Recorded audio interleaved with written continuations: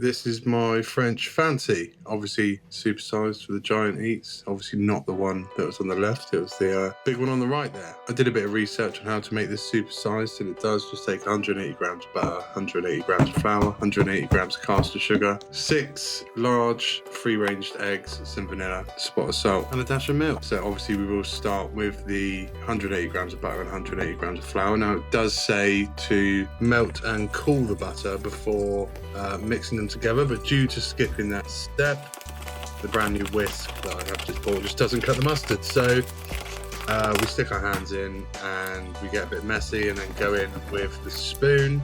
Next, what you're going to do is beat in 6 large free-range eggs in a particularly time-consuming one at a time and mix in between method.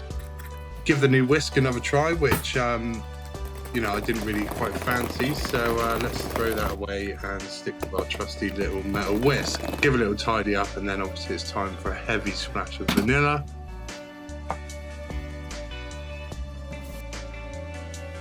Quick mix to make sure that's all combined, and then we go in with 180 grams of self-raising flour.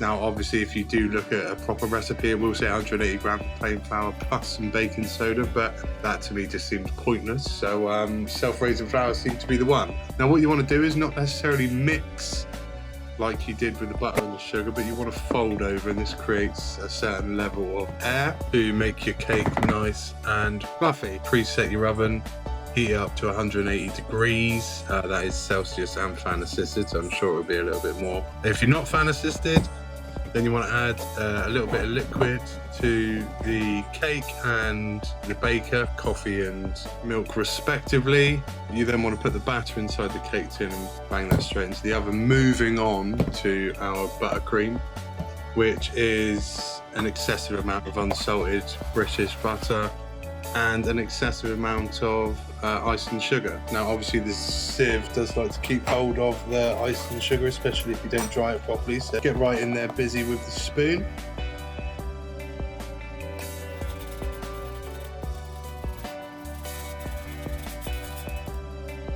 And once again you're going to go in with the hands, getting it messy, causing little fireworks of ice and sugar over your counter, and slowly sort of combine those together to a point where it is soft enough that you can go in with a spoon, add a solid dash of vanilla and some milk to soften it up. And now you're really going to need to work. I mean, this whisking properly gives you an arm ache. You need to pull up the bowl to the side to add a bit of leverage, bang it out and have a little baker's taste.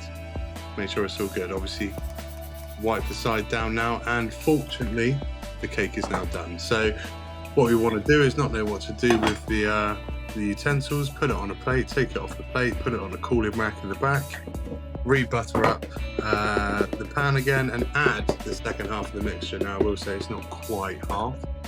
We did go a little bit over in the first time, so this one is a little bit smaller, as you can see now, because obviously I've edited out the waiting time and the cake is done.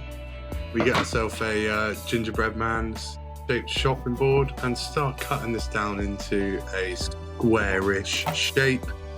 Have a look at the inside, see, nice and fluffy.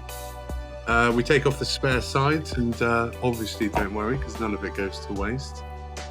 So now we have 2 squarish forms of cake, and if we add 2 tiny more little slivers, we have a solid cake cube. Add the buttercream in.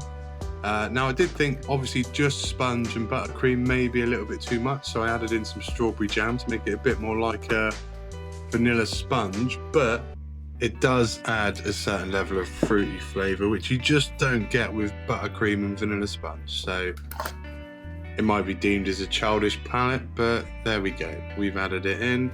But we do have a solid cake cube now, which is, exactly what's desired. Now obviously what we do normally get with a French fancy, the kind of pièce de résistance, and probably the only bit that's actually worth eating, is a mound of buttercream on the top. What we're going to do as well is add a load of buttercream on the outside so it doesn't get so dry, keeps a lovely moist texture, and then move on to the dreaded fondant. And I'll be honest, the fondant didn't really work out too well for me at all, but I will talk you through that in a minute. So first of all, what you do is steal your mum's rolling pin, roll it vigorously to the counter to the point where it sticks on there and you do struggle to get it off. Give it an extra wipe to hopefully alleviate some stickiness and add the pink food colouring gel. You want to roll that around and beat it up a little bit until it has quite a uniform pink colour, and then get back to the rolling and try and get a big old square. Not forgetting to add a bit more flour, so obviously we don't get a repeat of that sticky situation. And a tip, flour the rolling pin as well. That does actually seem to help. Now this is where we went wrong, the bit that I was telling you about before, is that I didn't actually have the cake to hand. At this point I should have just chucked it on and been done with it. But because the cake was elsewhere, I thought I'd fold it over, put it to the side, bring the cake in, unfold it, and then put it over. But naturally, because it is thin and floury, and however, I had a bit of a tearing issue unfolding it. So I tried to rectify the tear by squishing it back together, but it wasn't re-gluing itself, so I added a bit of water, but obviously then it got too wet, and it just, I ended up in a right bit of a pickle, if I'm being brutally honest with you. So we re-flour the side, we start re-rolling it once again, try and get it to shape for the cake, which is now perfectly placed right next to it. Naturally, the fondant is a bit fragile, and so is my patience, really. But we move on. So we managed to pick it up, unstuck from the side, and just throw it on. Naturally, we get another tear, but our cake is now finally dressed. It may not be the fanciest cake you've ever seen, especially not really a French fancy. It's more like a, well, we'll just call it a large pink French. But we do now have a fully dressed pink cube of a cake, and the only thing left to make it look like a bit of a French fancy is the ice and sugar lines across the top. This is now another problem which we do face. We did run out of ice and sugar. We then had to go to the shop and get some more ice and sugar. Mix that up. It still isn't the right consistency, so I thought let's just stick it in the fridge for a while, bring it out, and now this is the first time we're using a piping bag ever.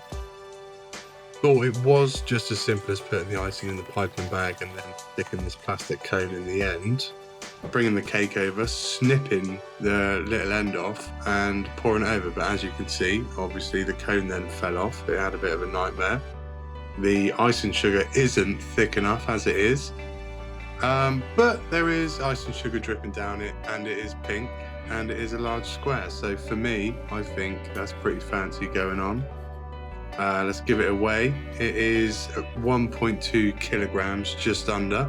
I did double check, but a normal Mr. Kipling French Fancy weighs around 28 grams, so we're about or just under 43 times the mass of that one. Now, it doesn't look the fanciest, but believe me, as the only person who's actually tried it, it does taste blooming good. So I'm not going to stop here, and I will be back next Saturday to show you what I've baked next. So thanks for watching, and see you next time.